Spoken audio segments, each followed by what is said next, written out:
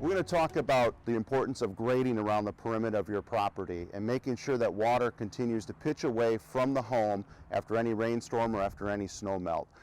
Right now we want to talk to you about the importance of the difference between the bottom of the siding and the top of your grade.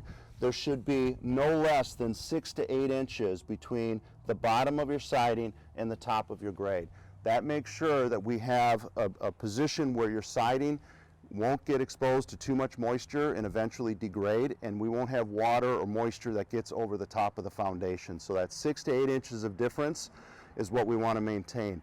Now, in some cases, especially in new construction, we have a number of trenches that we dig around the home. We have utilities that come to the home like water and sewer, gas and electric, and then we also have an area around the perimeter of the foundation that gets backfilled after the foundation is poured.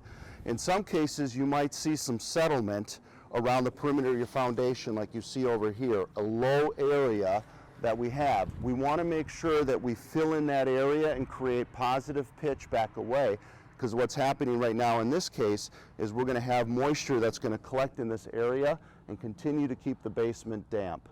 We want to make sure that we fill that up and we are able to pitch it away. Also be mindful of what are called swales around the perimeter of your home. Those you'll typically find in the lot line areas where the water around the foundation and coming out of the downspouts will pitch over to these swales that carries the water away from your property.